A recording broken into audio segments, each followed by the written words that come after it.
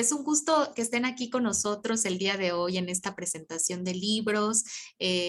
La mayoría los conocemos, ya hemos tenido hemos hecho algún tipo de vinculación o de cooperación. Entonces, realmente para el CRESUR es un gusto enorme que formen parte de este 8º Congreso ya de Educación Inclusiva y Familia, y agradecerles la presencia. El orden de la presentación ya se los había mandado, pero no está de más que yo repita, ¿no? Voy a presentarlo rápidamente. De 5 a 5:20 tenemos el libro Teachers Research in Language Education, Voices from the Field, y las ponentes está la doctora María de Lourdes Gutiérrez Aceves y la doctora Ana María Elisa Díaz de la Garza, que ya están por acá presentes. También está de 5:20 a 5:40 el libro Manuel Castells, Actualidad de un Pensamiento Global, Lecturas y Reflexiones en torno a la era de la información, y nos van a acompañar el maestro Luis Antonio Domínguez Coutinho, el maestro Luis Ángel Domínguez Ruiz y el maestro Pedro Guadiana García. También muchas gracias por acompañarnos. De 5:40 a 6 presenta Juventudes, Cuerpos e Interculturalidad, Procesos Divergentes desde Chiapas, y está la doctora Leticia Pons, pero en su representación está la doctora Alma Rosa Pérez Trujillo. Muchas gracias, doctora, por estar aquí. Y también para el siguiente libro, que es de 6 a 6:20, está el libro Fulano de Tal, Confidencias de un Recluso, y también en representación del doctor José Luis Zulbarán López y la doctora Leticia Pons, también está la maestra Alma Pérez. Con gusto, maestra. De 6:20 a 6:40 se presenta Educación y Actores Educativos, una mirada desde el contexto chiapaneco, y presenta el doctor Mauricio Zacarías Gutiérrez. No sé si va a acompañar el doctor Marco Antonio, pero aquí ya está presente el doctor Mauricio. Gracias, hola. Doctor. Un gusto saludarles. Y finalmente, de 6:40 a 7, se presenta Propuestas de Inclusión, Educación y Gestión Cultural de Jóvenes Investigadores con el doctor Israel Tonatiu Ley Arellano, quien se une más tarde por compromisos de trabajo, pero presentará al final. Entonces, bueno, ya sabemos que tenemos los más o menos de 15 a 20 minutos. Yo les avisaré cuando les falten 5 minutos por cualquier cosa. Y si tenemos gente del público, de los asistentes, también pueden, incluso de los mismos ponentes, si tienen alguna pregunta, las podemos hacer al final. Gracias. Les dejo la palabra a doctora María de Lourdes Gutiérrez Aceves y doctora Ana María Elisa Díaz de la Garza. Voy a dejar de presentar para dejarles a ustedes libre la pantalla. Permítanme, gracias, por favor. a todos. Muy amable.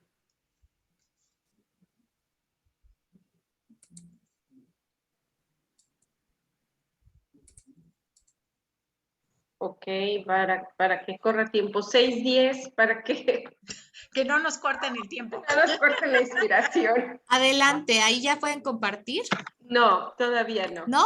Ay, no, perdón. todavía aparece tu Seguimos presentación. Ajá, tienes que cerrar, Dulce, la tuya para que puedan ellas compartir. Sí, pensé que ya había cerrado, pero no.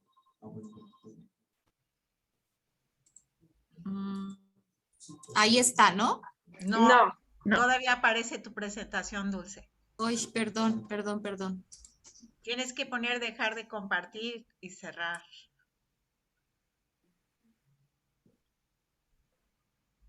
Se ha de haber quedado atorada. Ajá, Sí, en tu presentación en el PowerPoint, dale escape. Ahí ya está. Adelante. Bueno, a ver, aquí está. Ok, ¿logran ver? Sí, ya cargo. Si lo puedes ampliar, sería... Ahí voy.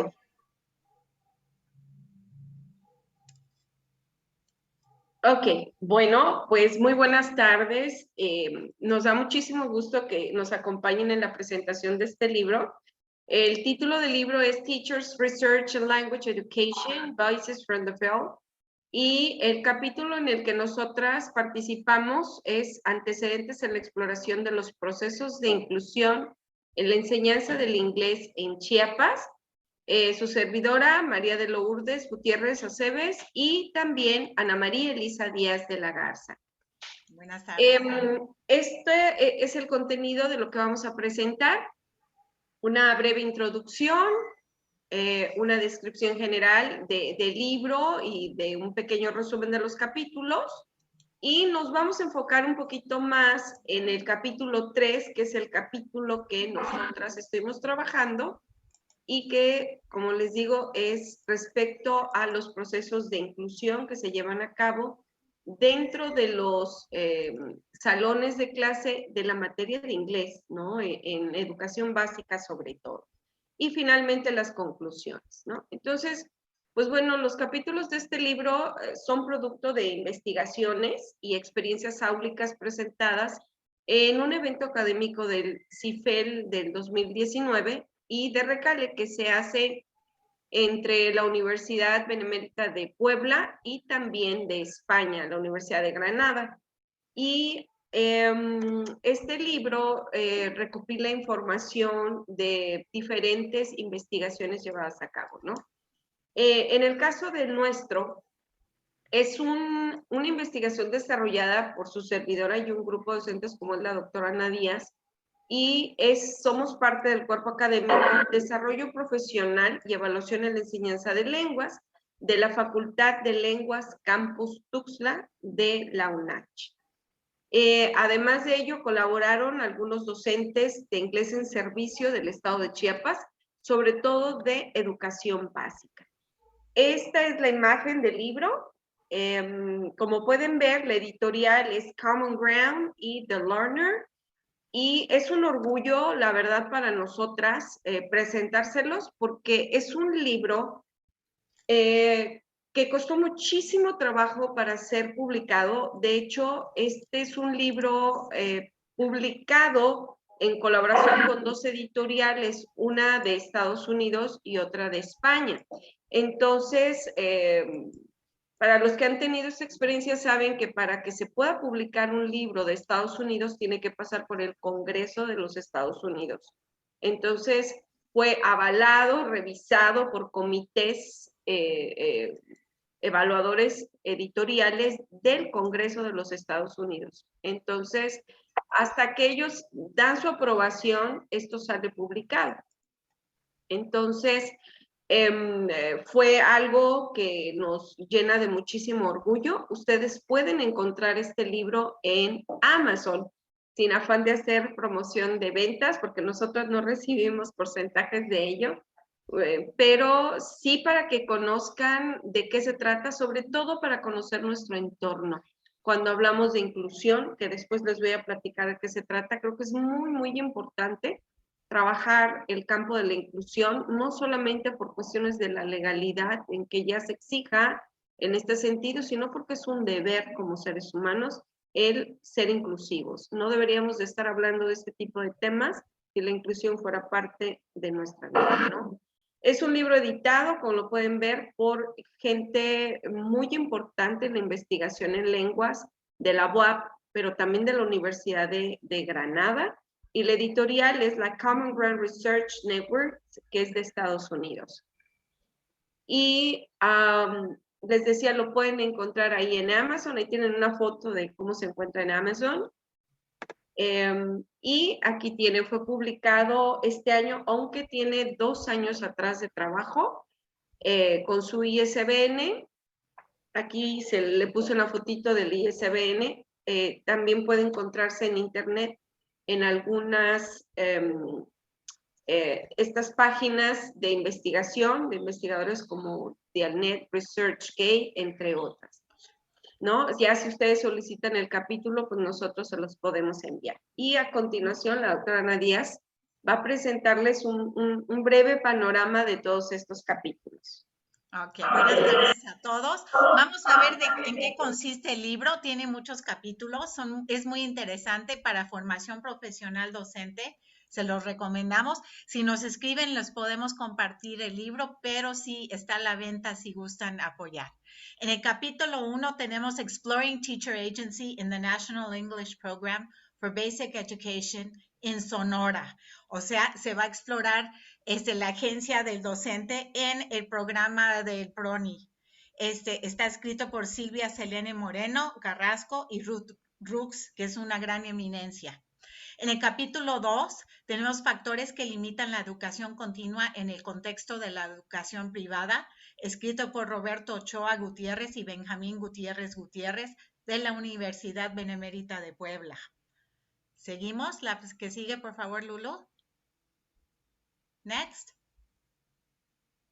En el capítulo 3 tenemos antecedentes en la exploración de los procesos de inclusión en la enseñanza de inglés en Chiapas. Somos las autoras y al final de la presentación, Lulu va a explorar un poco más a fondo en qué consistió este capítulo. El capítulo 4 es acerca de la formación de evaluadores en lengua extranjera y su impacto en estudiantes de la Universidad Autónoma de México, con Gabriela Cortés Sánchez y Gerardo Alfonso Pérez Barradas. La que sigue, por favor, Lulu. En el capítulo 5, How Come You're a Teacher? Foreign Language Teachers' Voices. ¿Por qué eres un maestro? Las voces de los maestros de lengua extranjera, de Iraís Ramírez Valderas y Patricia María Guillén Cuatzmatzi de la Universidad de Tlaxcala. Y de parte de Ana Fabiola Velasco Argente está el capítulo 6, EFL Pre-Service Teachers' Perceptions on their práctica docente, Teacher Support. O sea, las percepciones del maestro en formación de enseñanza de lengua extranjera y su práctica docente, el apoyo del docente. La que sigue, por favor, Lulu. En el capítulo 7 tenemos un análisis de la competencia interaccional áulica en la clase de lengua inglesa con Ariel Vázquez Carranza y Liliana María Villalobos González. En el capítulo 8, la licenciatura en la enseñanza del inglés y el centro de autoacceso. Taller de preparación para certificación de inglés de Norma Lucero Pérez Rodríguez y Rosalba Leticia Holguín Díaz. La que sigue. En el capítulo 9 tenemos la internacionalización, eje fundamental en el quehacer del docente de lenguas, de Jennifer Curcurachi Moctezuma, Isbe Angélica Muñoz Cortés y Alma Patricia Peña Torres. En el capítulo 10 tenemos Language Assessment Perceptions through the eyes of undergraduate accounting students. Este capítulo habla acerca de las percepciones de evaluación de dominio del idioma a través de los ojos de alumnos de contabilidad y está escrito por Elba Méndez García, María Alejandra Archundia Pérez y Rosalba Leticia Holguín Díaz. La que sigue. En el capítulo 11, Teacher Educators Perspectives and Attitudes Towards ICT, a Case Study, o sea, las perspectivas del formador de formadores y sus actitudes hacia la tecnología. Un estudio de caso, escritos por unos autores de gran renombre en el país, de la Universidad de Veracruzana, Óscar Manuel Narváez Trejo, Patricia Núñez Mercado y Gabriela Guadalupe Estrada Sánchez. El capítulo 12 es Towards a Decolonial Research Methodology, a Pilot Experience, de Julia Posada Ortiz, o sea, es acerca de la investigación metodológica descolonizada. Una experiencia de piloteo. La que sigue, Lulu. Next, please. Yeah, it's ready. Can you see it? No, está atorada. Ok. En el capítulo 13, General and Community Medicine Students Evaluation regarding the Flipped Classroom Models Implementation, que es acerca de estudiantes de medicina, tanto generales como de comunidad, y su evaluación acerca de lo que es la educación flipped y su implementación de Abelardo Romero Fernández y Laura Villanueva Méndez. En el capítulo 14, la gramática en libros de texto de inglés como lengua extranjera, de Sara Quintero Ramírez y Sony Ángelo Castro Yáñez. Como pueden ver, es una mirada acerca de la enseñanza de inglés principalmente. La que sigue. En el capítulo 15 tenemos Exploring Classroom Discord Strategies to Enhance Communications, o sea, la exploración de las estrategias de discurso áulico para mejorar y promover y fomentar la comunicación.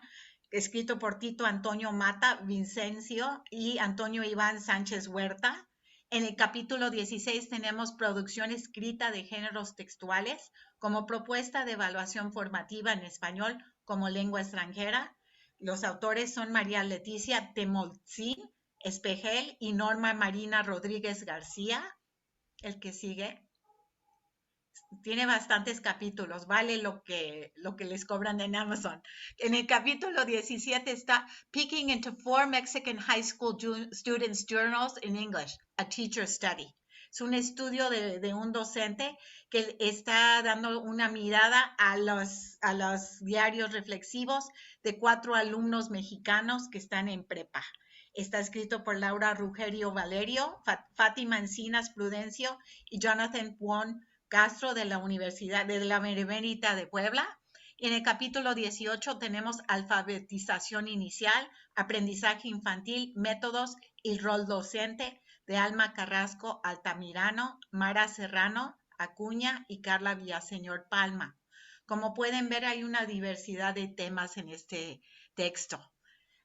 Un breve panorama de los capítulos del libro. Esta publicación busca promover la discusión de experiencias colegiadas basadas en resultados de investigación en nuestros contextos, a fin de influir en la toma de decisiones para la implementación de políticas lingüísticas en torno a la formación docente y profesionalización de docentes para la enseñanza de lenguas. Como pueden ver, vienen muchos capítulos de todo a nivel nacional y también internacional.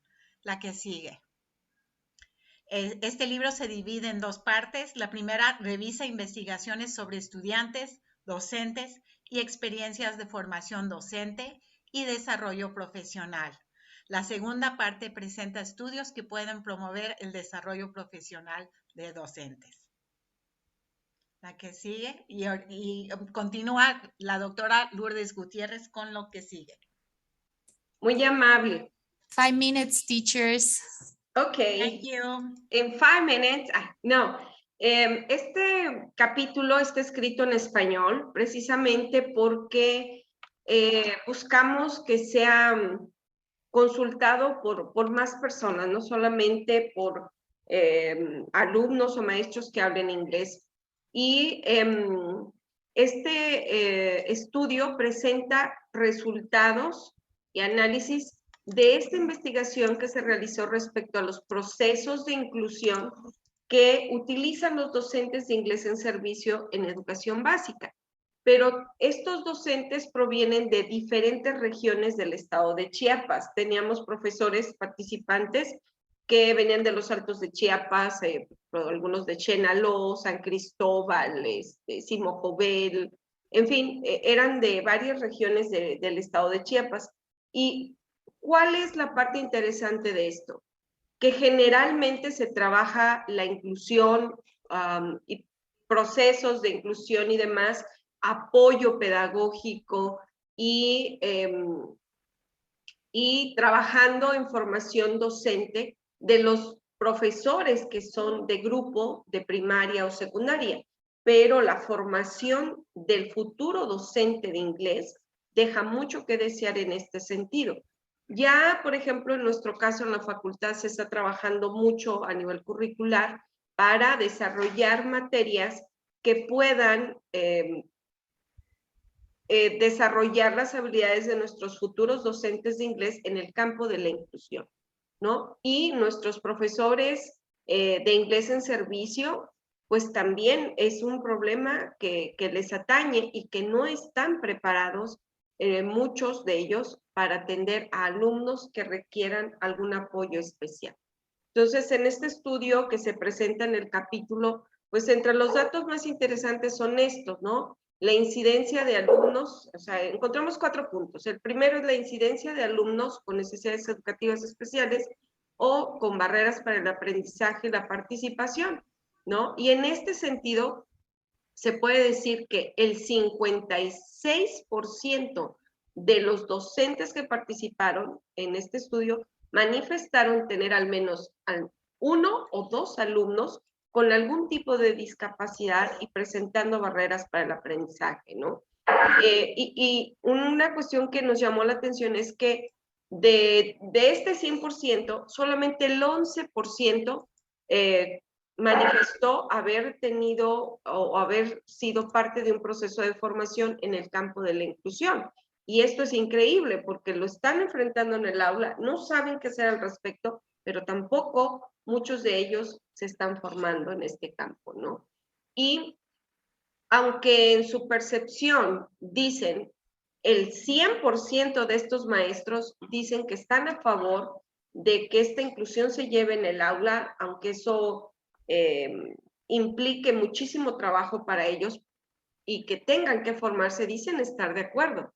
Pero lo único que piden es que esto se haga de manera planeada para que ellos puedan formarse, conocer estrategias y demás y poder atenderlos como se merecen, ¿no? Entonces, en cuanto a los conocimientos y experiencias, pues bueno, ellos dicen que utilizan en general el sentido común, que algunos de ellos manejan las estrategias que se imaginan, ¿verdad? Que son las adecuadas, pero no porque lo hayan aprendido de esa manera. Y eso es lo preocupante. En este sentido, parte de las conclusiones en el estudio es que se manejan algunas estrategias como directas, metacognitivas y socioafectivas para poder trabajar con el alumno en el inglés, ¿sí? Pero que también tengan algún tipo de condición especial. En este sentido, no se trata únicamente de una formación profesional, sino también de querer hacerlo, de romper con estas barreras para el aprendizaje y la participación, para que los docentes tengan esa apertura para aprender, pero también para atender a todos los estudiantes que enfrenten barreras o que tengan algún tipo de discapacidad. Preparar a los profesores para adoptar un enfoque inclusivo en la educación involucra no solo identificar los componentes de los enfoques efectivos, y agregaría yo, no se trata de etiquetar a los estudiantes y decir el aumento es hiperactivo o no lo es, porque nosotros no somos expertos en ello, solamente se trataría de canalizarlos con las personas correctas, pero además, más que etiquetar y saber que tiene X o Z, se trata de identificar características, pero únicamente para que nosotros podamos buscar estrategias adecuadas que vayan acordes al contexto y a cada uno de nuestros estudiantes. Por ello dice que hay que analizar la situación, el contexto cultural, el contexto histórico, político, la naturaleza de la educación, pero también las características de nuestros estudiantes, ¿no? Y creo que pues con eso terminamos nosotros. Los invitamos y las invitamos a que puedan ustedes de verdad ver este libro, porque hay muy poco trabajo, se los digo de verdad, con conocimiento de ello, hay muy poca investigación, muy pocas publicaciones en este sentido, del manejo de la inclusión en la enseñanza de lenguas, y hace mucha falta, porque eso es una parte muy importante ahora en la educación básica, ¿no? Y con eso nos quedamos, los invitamos. En Amazon pueden encontrar este libro, pueden poner nuestros nombres y ya encontrarán el libro por ahí, independientemente de nuestro capítulo que tiene que ver con este congreso y es sobre inclusión. Creo que es la importancia de un tema de este sentido y la investigación de otras universidades que son muy significativas para nuestra experiencia también como investigadores, ¿no? Investigadoras también. Muchas gracias. Les dejé nuestros correos en el chat por si nos gustan escribir. Gracias, doctoras, muy, muy amables. Yo tengo una pregunta rápida antes de darle la palabra a los compañeros de la siguiente presentación. ¿Cuáles son los retos más importantes que ustedes observaron en los docentes para adoptar estos enfoques inclusivos? Porque entendemos que estamos hablando de diversos enfoques. Sí, creo que uno de los problemas más mencionados por ellos es la falta de apoyo de las autoridades las barreras que enfrentan los mismos profesores con los alumnos en la barrera actitudinal. Creo que esa es la más importante. La falta de infraestructura también para manejarlos y la falta de conocimiento en que en muchas universidades del país, hablando de la enseñanza de lenguas, por supuesto, para futuros docentes, no cuentan con formación en este campo y cuando salen no saben qué hacer. Creo que ese es algo de Y lo el que material didáctico. Hay una gran falta de material didáctico multisensorial que pudiera apoyar mucho al docente de inglés en el caso de alumnos ciegos, sordos o con otro tipo de barreras. Desconocen y no tienen el recurso didáctico multisensorial. Entonces es cuestión de irlos formando y también capacitarlos para que ellos puedan crear sus propios materiales. Nosotras trabajamos mucho en este sentido, con estos resultados que nos arrojan.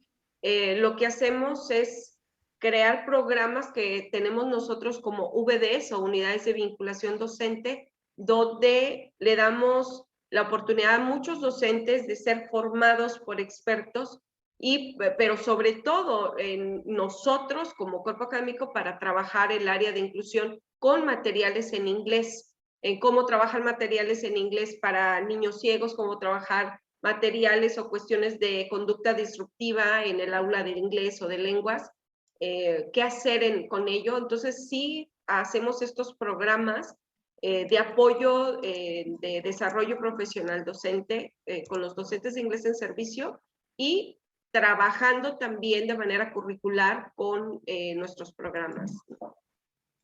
Creo que el maestro Mauricio tiene... Sí, el doctor Mauricio ahí levantó la mano. Lo escuchamos, Sí, doctor. sí, muchas gracias. Sí, yo tengo una duda, ¿no? Porque ven que muchos de los profesores de educación básica se formaron en la normal superior. Sí. Y desde ahí van y enseñan el inglés. El maestro de telesecundaria tiene que enseñar inglés. Me tocó un caso porque un maestro con el programa de PRONI enfrentó con una niña sorda, entonces la maestra de lengua de señas mexicana le empieza a enseñar la lengua de señas para trabajar con ella el inglés. Y Pero resulta es otro. Y resulta que dice el maestro, es que es otro. Entonces me tengo que aprender 3 idiomas, dice, porque sé el español, sé el inglés, sé la lengua de señas mexicana, ahora tengo que saber las lenguas de señas americanas, me mencionaba él. Son códigos. Sí. Bueno, entonces creo que este documento que hacen, no sé si por ahí está la otra perspectiva de qué investigar con ellos. Y el punto, y tenía una duda, es más de carácter epistemológico. ¿La experiencia desde dónde la están abordando?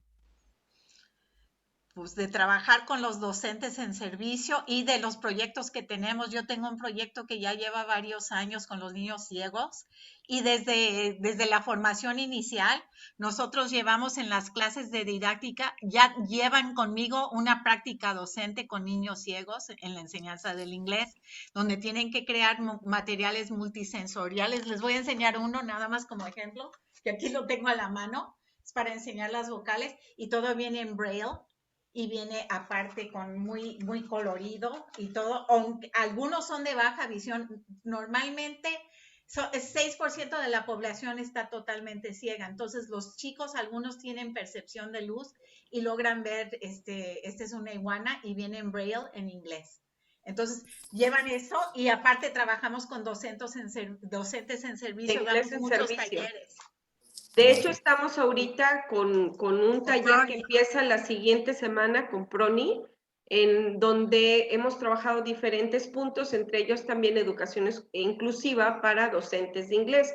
Porque en mi caso, así como la doctora Ana Díaz trabaja cuestión de ceguera, en mi caso yo trabajo lo que es autismo, dislexia, lo que es síndrome de Asperger como parte del autismo, y lo que es el déficit de atención e hiperactividad. Entonces, y trabajamos esta cuestión, por ejemplo, de conductas disruptivas en el aula de inglés, ¿qué hacer? Porque si de por sí es complicado para ellos aprender otro idioma, ahora imagínense cuando tienen algún tipo de discapacidad y en el área de lenguas no saben cómo manejarlo. Por eso trabajamos mucho esto con nuestra propia experiencia, estudios, por supuesto, nos hemos capacitado para ello, aparte de nuestra formación en enseñanza de lenguas, pues bueno, en mi caso tengo aparte otra maestría en educación especial y diplomados en el área, lo mismo la doctora Díaz, ¿no? Ok. Entonces, Muchas gracias. concientizar más que nada, porque la principal barrera es actitudinal. Claro. Hay mucha resistencia, hay mucho estigma y tratamos de hacer del aula un lugar de bienvenida para cualquiera. La diversidad se aprecia. Muy bien, doctoras. Muchas gracias por esta explicación, por esta presentación del libro. Sin duda, pues un tema que aún está explorándose, que aún tiene mucho por investigar y mucho por dónde hacer investigación. Agradecemos su presencia y voy a pasar entonces a la presentación del libro Manuel Castells, Actualidad de un pensamiento global, lecturas y reflexiones en torno a la era de la información. Les dejo el micrófono a mis compañeros y bueno, les comento cuando falten 5 minutos. Adelante. Hola Dulce, hola a todos, muchas gracias por el espacio. Bueno, voy a compartir pantalla rápidamente porque pues el tiempo creo que sí es un poquito corto. Bueno, en este caso, en esta ocasión, perdón, vamos a presentar el libro Manuel Castells, Actualidad de un pensamiento global, lecturas y reflexiones en torno a la era de la sociedad, a la era de la información.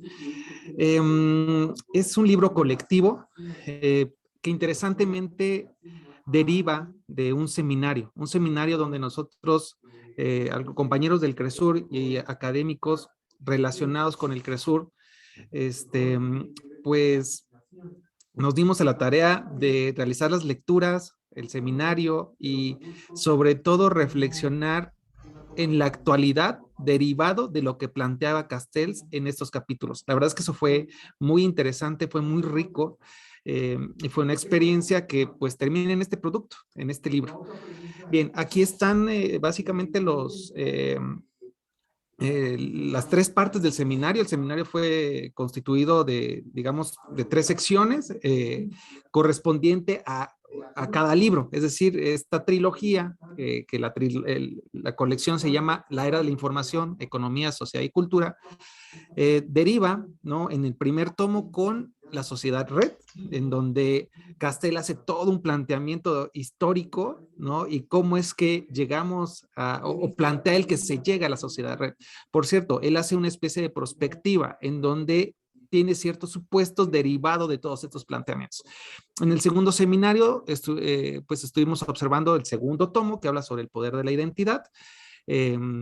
Por ahí también encontramos un término bien interesante que habla sobre la identidad digital, y el último, fin de milenio. Sí, estos fueron los 3 seminarios con los cuales discutimos, reflexionamos, presentamos temas, conceptos, términos, y derivado de ello entonces se produce, ¿no? Es la producción, el libro de Manuel Castells. Es importante comentar que este seminario fue una colaboración del Centro Regional de Formación Docente e Investigación Educativa, CRESUR, aunado a la Universidad de La Serena de Chile y, por supuesto, dirigido por el Cuerpo Académico de Tecnología Educativa y Sociedad del Conocimiento. Por ahí mi compañero Pedro, el maestro Pedrito, que le digo con mucho cariño, pues él es quien estuvo a cargo justamente, ¿no? Él como parte del Cuerpo Académico estuvo a cargo de dirigir y bueno, ya él les contará un poco sobre este desarrollo. Muy bien. Este libro se publicó en el 2021, aunque el seminario se realizó en el 2020. Hubo una labor ahí interesante porque pues no tratamos nosotros de hacer un resumen o una reflexión del libro en sí, sino de aunar lo que yo comentaba en un principio, la actualidad con lo que planteaba Castells. Entonces, por ahí tenemos un índice que nos quedó de la siguiente manera. Bueno, de entrada la introducción del propio libro, pero se inicia con el primer capítulo, el cual pues un servidor pudo intervenir en él, ¿no? Con el tema de la evolución de la tecnología y su influencia en la sociedad red. Posteriormente se habla del espacio de los flujos, perdón, por Luis Ángel Domínguez, que también en un momentito va a estar con nosotros. En el tercer capítulo observamos el análisis del tiempo como medida del cambio en las sociedades. Este capítulo lo elaboró la maestra Fanny del Rosario Abarca Reguello. Cabe mencionar que ella estudió el doctorado de educación inclusiva aquí en el centro. El siguiente capítulo es la unificación europea, alianza estratégica global o verdadera identidad. Esto lo elabora Teresita Elizabeth Fernández Franco y Emanuel Ludwig Lara Chávez, perdón. Y ellos son estudiantes del doctorado en innovación educativa, que por cierto, estamos cerramos digamos, la última materia apenas hace unos días y básicamente ellos ya culminaron el programa doctoral. El siguiente es de Margarita Reyes Alonso y Alma Jaime Barrientos, también del mismo grupo, y ellos plantean el siguiente tema: Castells tenía razón, entender nuestro mundo. Ese capítulo está bien interesante porque habla mucho de desigualdad, de la brecha digital de acceso, y entonces empezamos a observar ahí algunos fenómenos, ¿no? Como la exclusión o inclusión, ¿no? Y cómo estos medios digitales o de comunicación definitivamente no es para todos. En el último tema, habla de las asimetrías en la organización y la sociedad red. Es una interpretación teórica, técnica y testimonio etnográfico de las relaciones entre el individuo, el trabajo, la organización y el mundo, por parte de mi compañero, el maestro Pedro. Me voy a permitirle la introducción porque me parece muy interesante. En esta introducción, básicamente, es el gancho, ¿no?, hacia el libro, y bueno, voy con ello, ¿no? Estos trabajos, realizados por docentes vinculados al CRESUR, constituyen el testimonio de un seminario de larga duración ofrecido en modo virtual y en el cual se revisaron los temas principales del pensamiento de Castells en los ámbitos de la tecnología, la cultura, la educación. En cada uno de los cursos pudimos revisar temas tan relevantes como la revolución tecnológica en la era presente, revolución potenciada por la pandemia del coronavirus, los flujos comunicacionales, el tiempo atemporal de los procesos educativos, la tecnología en un mundo globalizado y las millones de personas que todavía no pueden alcanzar la condición de ciudadanos en una sociedad informatizada, cosas que también puso de manifiesto la pandemia actual. Por lo tanto, en esta obra quedan también de manifiesto las desigualdades sociales, la brecha digital, planteado en palabras de Castells. La sociedad red no ha logrado superar la brecha entre ricos y pobres, poniendo la educación al servicio de todos, condenando a una gran parte de la población mundial a una vida marginada y excluida. Esto manifiesta, al final de cuentas, al desarrollo de una sociedad deshumanizada, en la que los logros de la tecnociencia solo llegan a algunos y son completamente negados para otros. Esto produce en nuestro tiempo la movilización social de los ciudadanos en la lucha contra la segregación.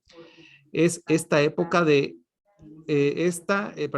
una época de reivindicaciones por parte de la ciudadanía que puede disfrutar de los bienes del mercado digital. Por lo tanto, lo que llamamos el progreso de la sociedad moderna no es igualitario, lo que conlleva conflictos sociales permanentes. Quien no logra entrar al mundo laboral por la puerta grande, desde la marginalidad, crea nuevas formas de vida en donde reina la violencia, las drogas, etc. Y posteriormente a ello, pues se van desarrollando todos estos temas, ¿no? Bien, me gustaría pasar ahora con el compañero Luis Ángel, que va ahí a abordar un breve recorrido de lo que él hizo en su capítulo. Adelante, Luis Ángel, por ahí te vi, no sé si aún sigues. Estoy ya conectado, muy buenas tardes. Un gusto saludarlos. Pues en base a la experiencia que tuvimos al estudiar los tomos de Castells, tuve la oportunidad de hacer un comparativo dentro de mi estudio, dentro de lo que era el pensamiento de Castells y la actualidad. En ese caso yo hablé del espacio de los flujos. Voy a compartir tantito mi pantalla con unas imágenes en donde yo plasmo, en este caso, las tecnologías del futuro. Viéndolo así y relacionándolo con el tema y con el Congreso de Inclusión, vemos la importancia de Castells desde la importancia de poder utilizar los sistemas de información en red, poder entrar a esa inteligencia artificial que estamos viendo en la actualidad y cómo la gente se va inmersando dentro de esa tecnología. A raíz de la pandemia, nosotros vimos, en este caso, la involucración de mayor tecnología, tanto en la educación como también en la cuestión de inclusión, que es muy importante. Entonces vemos la parte de inteligencia artificial como aquellos componentes de datos que se producen a través de la misma sociedad. Cada día nosotros producimos grandes almacenes de datos que requieren de un tratamiento especializado, los cuales van a servir para la toma de decisiones presentes y futuros para la tendencia de la humanidad que nosotros nos encontramos. Posteriormente, también en ese mismo capítulo hablo de las nanotecnologías, que son las tecnologías, en este caso, que van realizándose a través de dispositivos más pequeños y cómo estos nos van ayudando para poder, en este caso, tener mejores comodidades dentro de un aula de clases, dentro de una sociedad, a través de dispositivos móviles y dispositivos que nos permitan, en este caso, llevar a la tecnología desde un espacio más pequeño. Tenemos también drones y vehículos autónomos. Dentro de todo ello, yo les voy mostrando las tecnologías actuales y futuristas que se vienen, y posteriormente todo ello cómo va convergiendo con nuestra misma sociedad y cómo nosotros nos vamos involucrando, nos vamos, en este caso, incluyendo dentro de ese metauniverso que ya se está hablando a través de tecnología virtual, donde nosotros ya encontramos, por ejemplo, una aula virtual de clases. Vamos a poder, en este caso, compartir información que es muy importante que se va generando, pero también es muy importante hablar de la privatización de datos y cómo va a involucrarse el gobierno para poder, en este caso, regularizar todo ello a través de leyes, a través, en este caso, de reglamentos para poder tener mayor control de toda esa información y cómo esa información nos pueda servir para tener una perspectiva de vida distinta. Hablamos también de un turismo en el espacio, que se viene posteriormente en un futuro.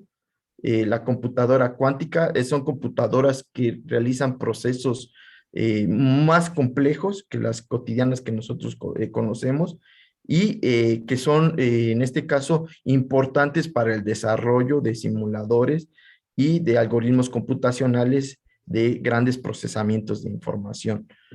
En todo ello entra lo que son los almacenes de datos, como les mencionaba, que ahí se ve el tema de minería de datos, que son técnicas que nos permiten extraer información de todo ese mundo de información que existen. Solo imaginemos en YouTube, en Facebook, en nuestras redes sociales, cuántos millones de terabytes no se almacenan día con día.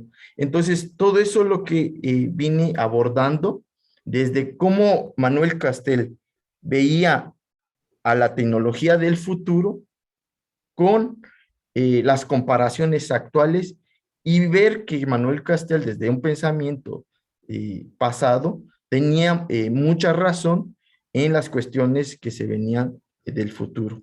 Ahora ya las tenemos, muchas de ellas, en el presente. Y así voy abonando con todo ello. Por ejemplo, lo que se está en la actualidad, que es el dinero electrónico, y vemos a los Bitcoin como un dinero universal, con un valor universal para poder realizar transacciones, y eso es lo que va en tendencia en un futuro para los negocios virtuales o la mercadotecnia digital. Y así todo ello viene dándonos un panorama más grande. Vemos a los hologramas. Por ejemplo, la Universidad de Monterrey realiza lo que es, el TEC de Monterrey tiene un prototipo de hologramas, de un profesor de hologramas, donde él se imparten clases a través de hologramas, y ya tienen los primeros prototipos y ya los están poniendo en práctica. Y así, posteriormente, Vienen las impresoras en 3D, los gráficos realistas, ya vemos mayores gráficos, y todo ello viene prácticamente descrito dentro del capítulo y cómo la sociedad en ese flujo de información comparte toda esa información que nos va a servir para el futuro de nuestra humanidad. Muchas gracias.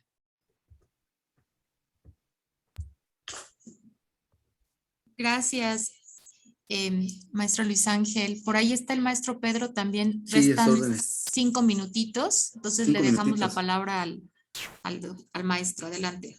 Ok, muchas gracias. En estos 5 minutos trataré de ser breve. Aquí la cuestión es que nosotros en este seminario lo que tratamos fue no solo de que la gente leyera las lecturas, que fueron muchas en cantidad, pero más allá el conocimiento que se obtuvo, más de 3,600 páginas. La idea era que cada expositor y el público que atendía a las sesiones leyera, pero no se trataba de exponer lo que habían leído, sino la obra de Castel se acabó en el 2020. Entonces había que darle una actualizada y en cada uno de los temas que ven aquí, nosotros tratamos de darle una puesta al día porque cuando él terminó su obra, imaginemos, no existía Facebook, no existía YouTube, Instagram, WhatsApp, no había ocurrido el ataque a las Torres Gemelas, no había sucedido la primera árabe, ni el arribo del primer presidente afroamericano, ni... Sí, mire usted cómo pasea. ¿Hay por ahí un microfonito? Ok, Sí, micrófono abierto, una disculpa. no había llegado Donald Trump, no había llegado Obama, existían todavía empresas como Kodak, Blockbuster. Entonces aquí la cuestión era, en el caso mío, está definida la sociedad red como una red asimétrica, es decir, con nodos desiguales. Era como enriquecer ese análisis que hizo él a través del grupo de los 7, el grupo hegemónico. Nosotros le agregamos al grupo de los 8, al grupo de los 20 y a la OCDE para demostrar que había una asimetría, había una desigualdad en la sociedad red. La sociedad red siempre ha existido, faltaba un teórico que lo hiciera. La red existe desde que hay dos seres humanos, ya desde ahí se conectan, desde los fenicios, desde los egipcios. Aquí la cuestión es que él encontró un parámetro, un patrón, y lo bautizó como sociedad red. Entonces, nosotros tratamos de ver cómo vivía un individuo en la organización red, en este caso una experiencia etnográfica de su servidor como inmigrante ilegal en los Estados Unidos en una organización red, una cadena de hamburgueserías, cómo opera una organización red y cómo opera el mundo a través del índice de desarrollo humano, en donde veíamos que las sociedades hegemónicas o los países hegemónicos, los G7, los 7 y a veces incluyen a Rusia, no son necesariamente los más justos ni los más equitativos, porque en medio de ellos hay naciones como Noruega, Suiza, Australia, Irlanda, Islandia, Suecia, Holanda, Dinamarca. Entonces, la idea fue esa puesta al día y finalmente, para cerrar, manifestar que para su servidor fue algo muy, muy importante, fue motivo de gran satisfacción y felicidad personal y profesional bajo la institución para la que trabajo. La institución está hecha de personas, tengo 2 administraciones a las cuales agradecer, en este caso al actual rector Abraham Velasco, al secretario académico Mauricio Zacarías, que nos hayan permitido presentar esto, pero también a las personas que les precedieron, al doctor José Humberto Trejo Catalán y al doctor Víctor Avendaño, quien me encargó durante todo el año pasado impartir este seminario, del cual salió este libro. Y esa es la puesta al día que pusimos a la obra, y es lo que ofrecemos y ponemos en sus manos. Muchas gracias a Perdón, los 3 compañeros. Sí, adelante. Sí, solamente para cerrar, bueno, aquí está la página en donde encuentran, ya se los compartí en el chat, pero pues aprovechamos, ¿no? Compartir también aquí en la proyección. Está la página donde ustedes pueden entrar y descargar el libro de forma gratuita. La página es www.latinoamericanos.online/libros. Y pues también ahí dejamos el QR por si alguien se anima y a descargarlo directamente el QR, pues en estos segunditos que tenemos. Y bueno, ahí está la publicación disponible y pues será un gusto que puedan observarlo y que nos comenten lo que quieran, ¿no? Estamos abiertos a la crítica y a esta retroalimentación que siempre es tan importante, ¿no? Muchas gracias, Dulce. Muchas gracias a ustedes. Si hubiera alguna pregunta del público, de los participantes, pueden levantar la mano o incluso hacerlo en el chat.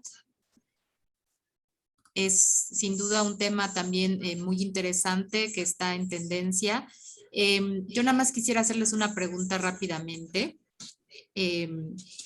¿Cuál es la relación actualmente de este metauniverso del que ahora estamos escuchando mucho y hace ni siquiera un año no teníamos ni idea de lo que era, con la inclusión? Bueno, yo acabo de hablar de ese tema hace unos días. Y bueno, es bien interesante, y ya lo planteamos también en este libro, ¿no? Por ahí se habla de desigualdad, de condiciones de acceso. Zuckerberg, cuando plantea, porque realmente lo del meta es previo, se da mucho en videojuegos, en estos temas de entretenimiento, de los, digamos, estos avatares, ¿no? Que viven en un mundo virtual y que hasta le puedes comprar ropa de cierta marca, todo virtual, todo virtual. Ahí Luis Ángel hablaba de los bitcoins, ¿no? Entonces, ¿cómo se está dejando entrever esta parte del metaverso? Zuckerberg pretende llegar y dar internet o dejar este espacio para todos. Es un gran reto lo que está pensando, porque de entrada el tema del dispositivo es la primera barrera. O sea, no todo el mundo cuenta con un dispositivo, desde un móvil inteligente hasta una tablet o una computadora, una laptop. Entonces, el tema de la inclusión ha permitido hacer varias cosas, pero también ha provocado la otra cara, ¿no? La exclusión. Es decir, solo acceden los que tienen la posibilidad, ya lo planteábamos. Pero por parte de la inclusión, resulta que ahora están construyendo o están generando estos, digamos, asistentes inteligentes, usan inteligencia artificial. Y, por ejemplo, si una persona, digamos, no entiende bien algún idioma o algo así, el asistente le puede ayudar a interpretar cierto código, ¿sí? O si no, por ejemplo, está pasando una película o un video, pero es una persona que no escucha. Entonces, el mismo asistente le puede ir traduciendo, o sea, le va haciendo, le va dejando como el traductor, ¿no? De texto, pero se lo va colocando en el idioma, ¿no? Por ejemplo, en español, el inglés, no sé, y entonces lo va leyendo todo lo que está diciendo, ¿no? Por ejemplo, si yo ahorita estuviera dando un tema o dictando un tema, toda esa traducción estaría pasando de forma sincrónica a como yo le estoy hablando. Se están empezando a desarrollar cosas interesantes, ¿no? Ese tipo de condicionantes para que se dé la inclusión.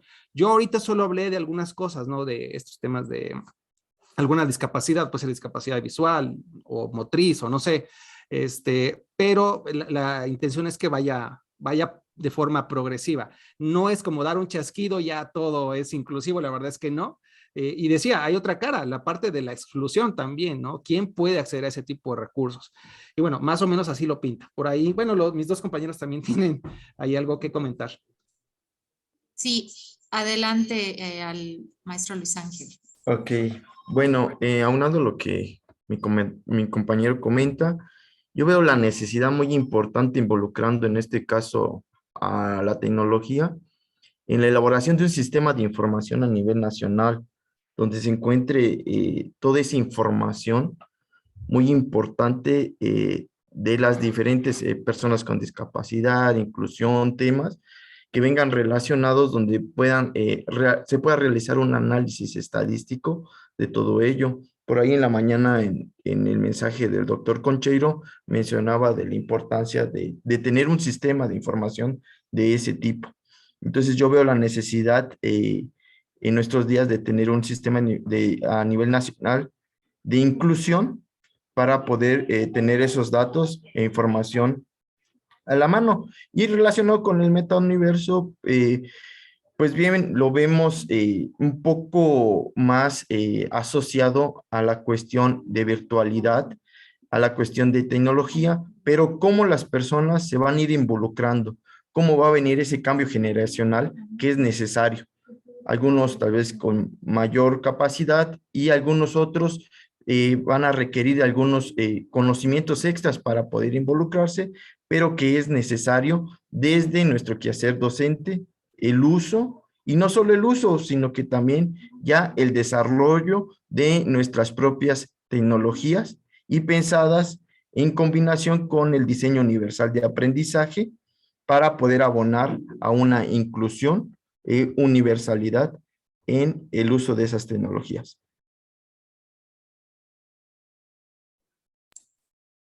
Maestro Pedro, si gusta.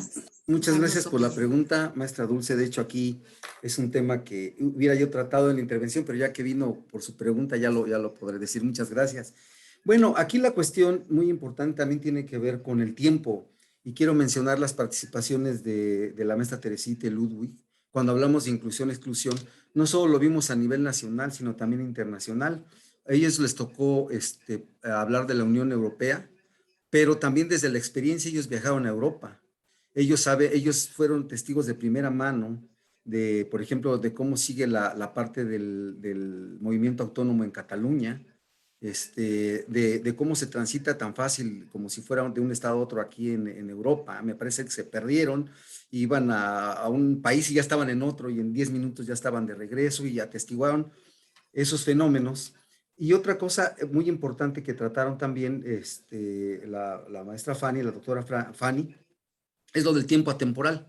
Es decir, ahorita estamos en el 2021, en el 2011 y en el 2027. O sea, estamos sincrónicamente en el 2021.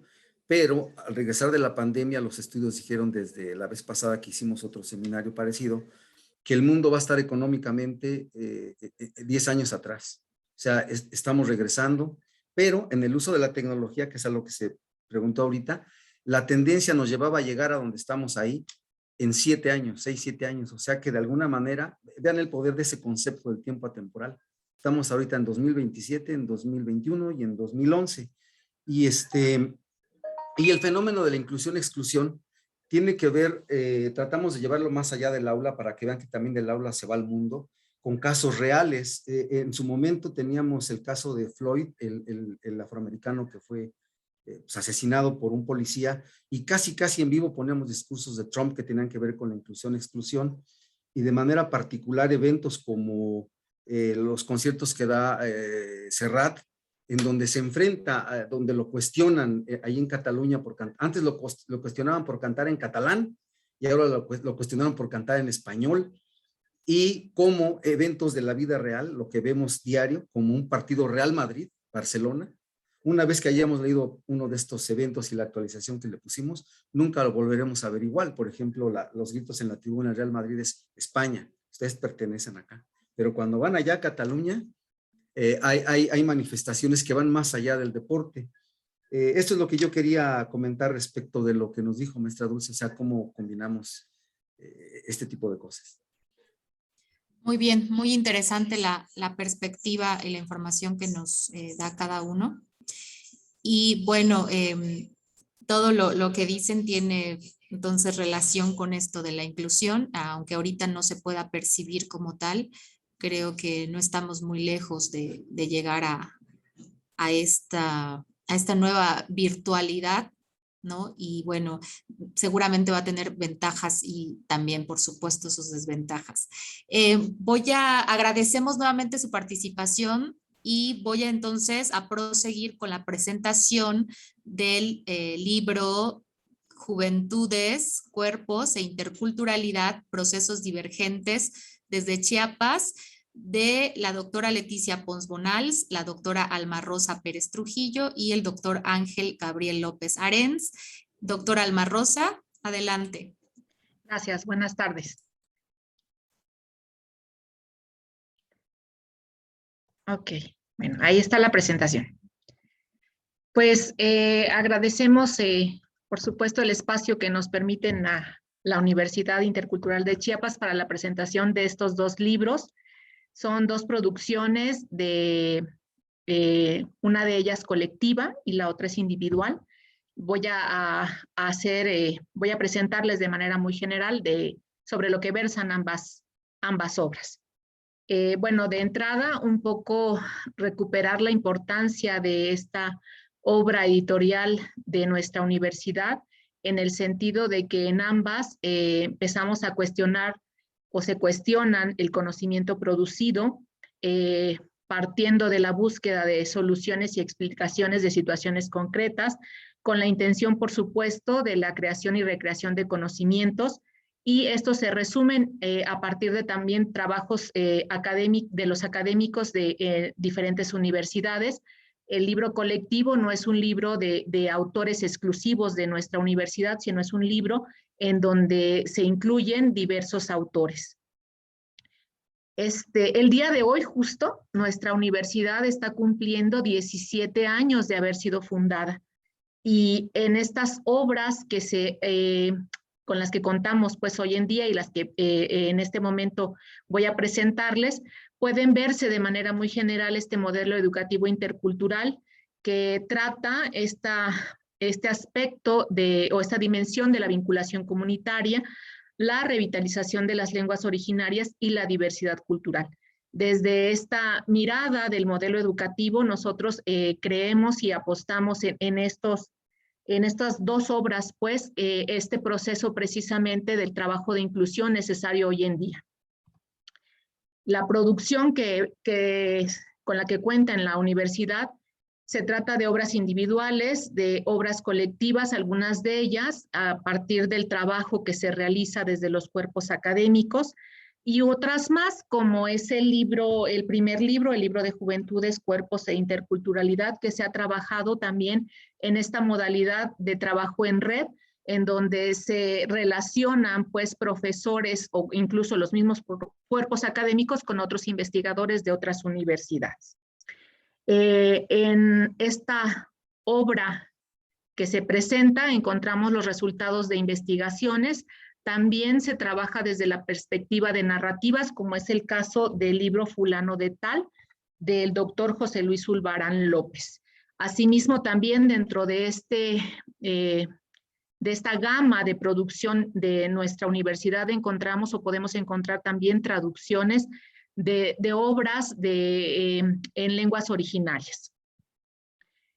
De manera particular, estas dos obras que presentamos el día de hoy, la primera versa precisamente sobre esta necesidad pues, de escuchar las voces de los jóvenes a partir también de estos procesos formativos. Y por el otro lado encontramos esta narrativa de vida de un recluso.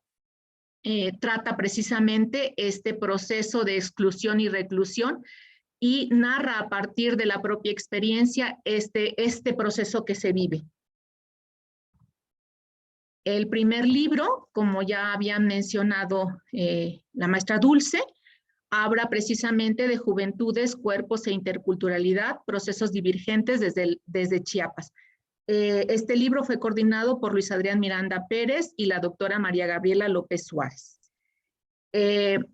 La obra literaria, de manera particular, este texto fue publicado a partir de los recursos del Programa de Fortalecimiento de la Excelencia Educativa del 2020, son obras recientes relativamente.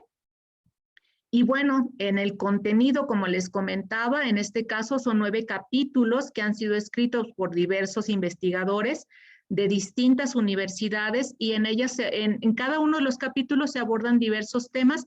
Todos tienen en común que hablan de la juventud, hablan de los jóvenes y de estos procesos que en ese periodo de vida se viven. Quiero permitirme leer un poquito del prólogo que escribió la doctora Marta Rizo en este texto. Entonces, bueno, de manera muy rápida voy a hacerlo porque entiendo que el tiempo que tenemos es muy cortito y es solo para abrirles un poquito ahora sí que la curiosidad para que se acerquen y lean completamente el libro. Entonces, este texto dice, en Juventudes, Cuerpos e Interculturalidad, Procesos Divergentes desde Chiapas, los jóvenes no son cifras, son sujetos, hombres y mujeres diversos, con modos de vida, experiencias, formas de habitar sus lugares, expectativas y anhelos también diversos. Ellas y ellos son protagonistas del libro. Las 9 aportaciones que lo conforman nos ofrecen un abanico variopinto para acercarnos a la redacción entre los jóvenes, los cuerpos y la interculturalidad desde el punto de vista de las experiencias de las y los jóvenes en Chiapas. No se trata de plantear desde lo teórico conceptual de qué forma interactúan estos términos, sino más bien de ver estas interacciones desde las propias experiencias encarnadas en las y los jóvenes. Las miradas que recoge el libro son muy variadas y no se adscriben a un único modo de ver, a una única disciplina. 9 aproximaciones empíricas, 9 perspectivas que enriquecen las aproximaciones a lo juvenil, en la interacción y diálogo permanente como lo corporal y lo intercultural, el contacto con lo diferente, con la alteridad. No hay un único modo de ser joven en México, y el estado de Chiapas no es la excepción. En esta obra se presentan los modos de ser y estar de las y los jóvenes en varios ámbitos: la salud, la migración, la música, la educación, el deporte, las redes sociales digitales. Los múltiples modos de ser joven se explica desde la noción de la interseccionalidad, muy empleada por el feminismo y por los estudios de género. Así, Marta Rizo nos invita, pues, a revisar con calma y con cuidado este texto que es recientemente publicado y que en los autores encontramos, pues, una variedad de temas ricos por sí mismos, pero que además reflejan esta realidad de los jóvenes chiapanecos. Por otro lado, tenemos el libro Fulano de Tal, cuya portada está en la pantalla. Y este libro fue escrito por José Luis Zulbarán López. También es producto, el libro, de este programa de excelencia académica del 2020. Y son libros ambos impresos. Este libro se compone de 6 capítulos y es una narrativa. También voy a leerles un pedacito nada más, porque la verdad es que están muy, muy interesantes. Y bueno, Juan Poles Córdoba hace el prólogo para este libro y bueno, un pedacito de él dice así: el tema, como dijo Cortázar en sus clases de literatura impartidas en Berkeley en el año de 1980, el tema es de suma importancia, pues es la esencia de la narración, pero no basta por sí mismo ni que haya sido abordada por otros autores.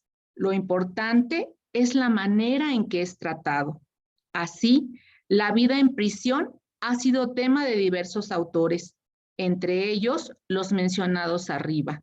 Pero en esta obra, Zulbarán muestra una fuerza narrativa mediante un lenguaje, tal como en la vida de prisión sucede, crudo y a veces hasta repugnante. La narración ocurre en primera persona. Es el recluso quien habla, pero le habla a alguien que está frente a él.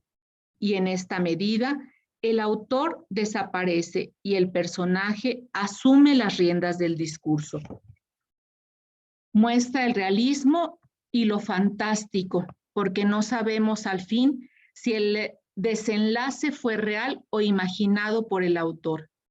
Fulano de Tal, Confidencias de un recluso, evidencia el proceso judicial injusto, la vida cruel e inhumana en la prisión, con sus jerarquías, sus redes de dominación, la miseria, el hambre que lleva a la negación de lo humano en el hombre y conduce a la ausencia del ser.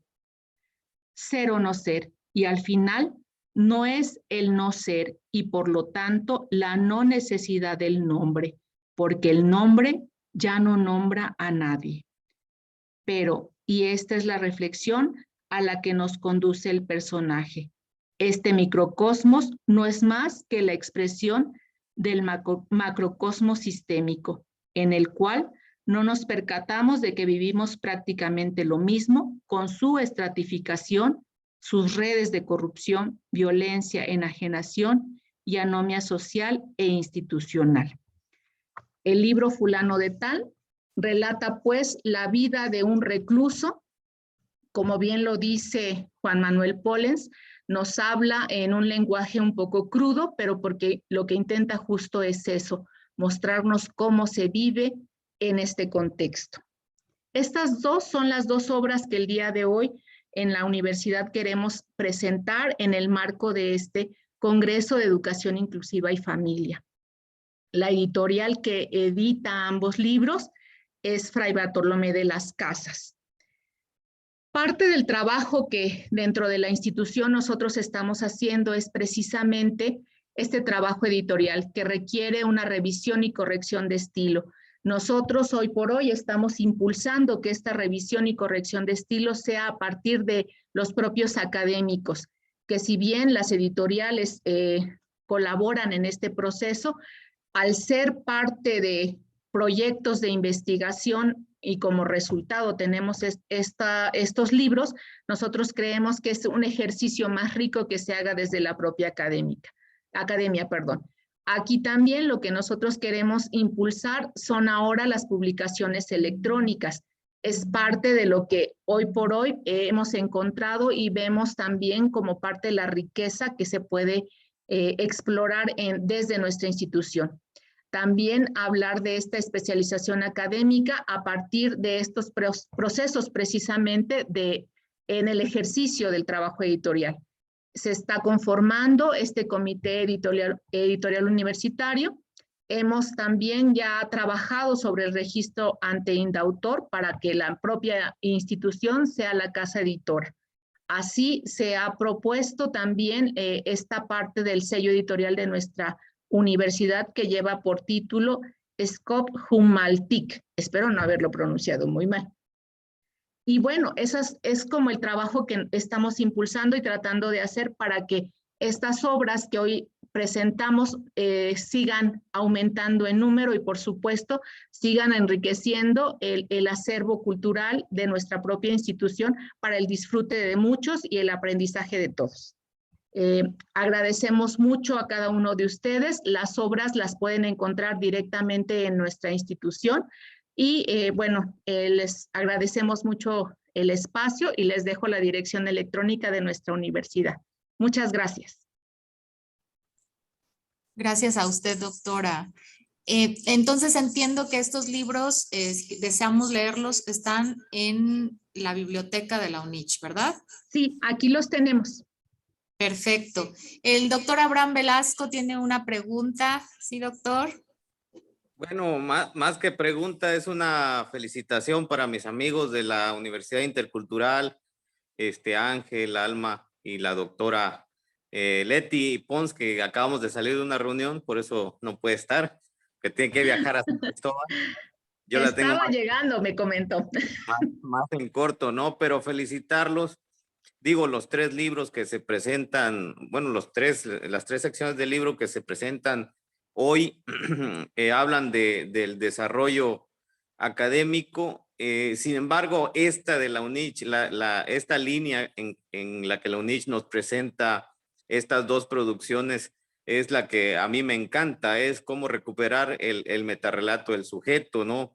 Ya Aristóteles planteaba la muerte de la tragedia y es precisamente contando nuestras historias, dándole nombre, dándole identidad al sujeto que las porta, es como obtenemos un nombre. A final de cuentas, yo hacía una metáfora en lo que hablaba la doctora Alma, de que no podemos tener nombre si antes no tenemos historias, ¿no?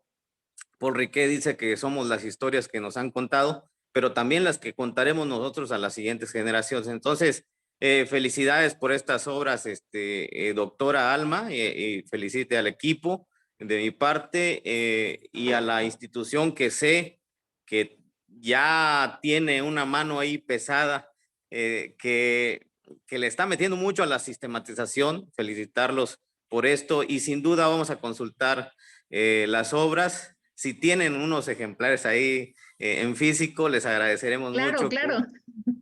Nos los proporcione para enriquecer la biblioteca del CRESUR. Un abrazo. Saludos a todos. Muchas gracias, doctora Blan. Por supuesto, vamos a hacerles llegar algunos ejemplares.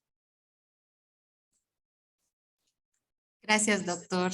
Y gracias, doctora. ¿Alguien más tuviera algún comentario o alguna pregunta sobre estos libros, estas temáticas tan interesantes? Si no es el caso, yo me voy a permitir hacer una pregunta más bien curiosa sobre este segundo libro de Fulano de Tal, Confidencias de un recluso, y saber si está basada en alguna historia real o está inspirada en qué. Sí, al ser una narrativa, esta es de alguien que existe.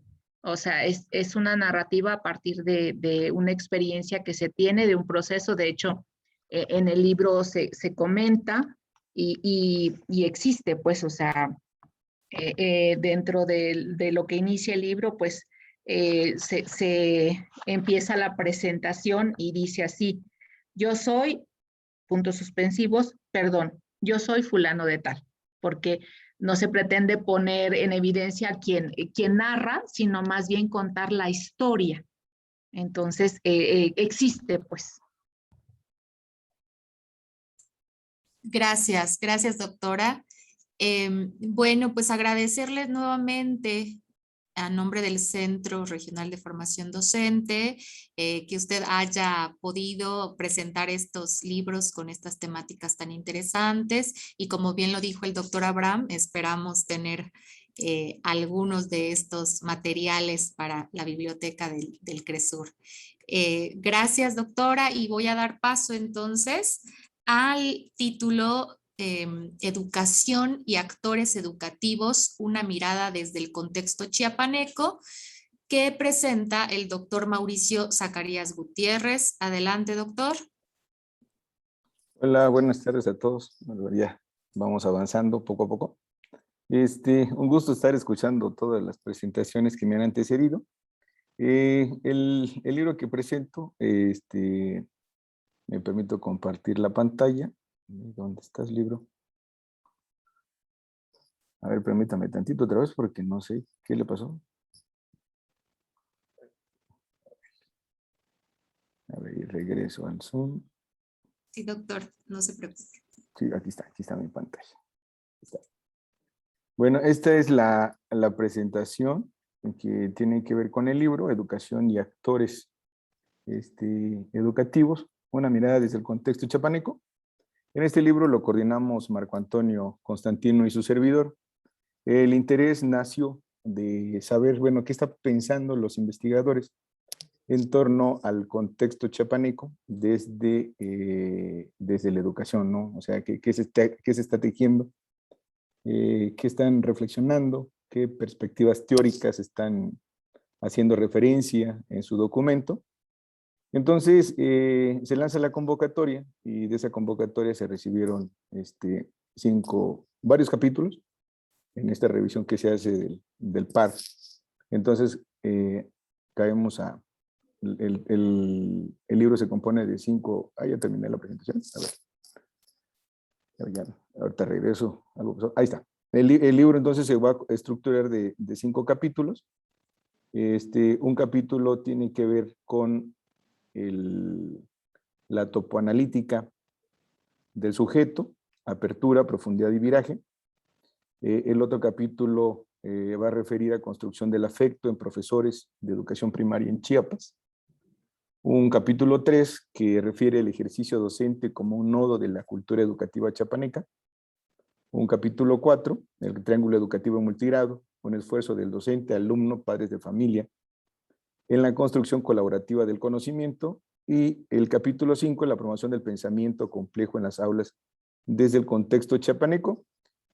Participan los siguientes autores: Raúl Pérez Verdis, su servidor, Mauricio Zacarías, Marco Antonio Constantino Aguilar, Leticia Ruiz Elizalde, María del Rosario García Trujillo, Julio César Tamayo Reyes, Francisco Armando Culebro Gordillo y Lorena del Rocío Manzano Hernández.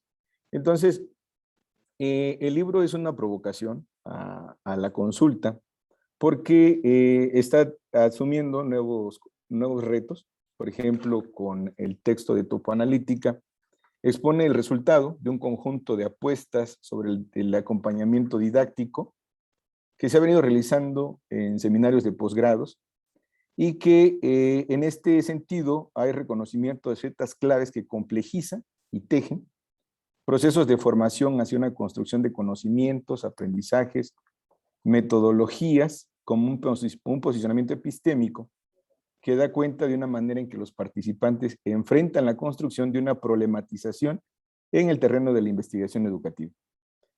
Por lo tanto, en ese capítulo se trata de describir esta consistencia y con ella una apuesta analítica de los mismos procesos de formación, lo cual se está denominando topoanalítica del sujeto como una epísteme que se construye desde una didáctica y una didáctica desde una epísteme en tres claves: apertura, profundidad y viraje.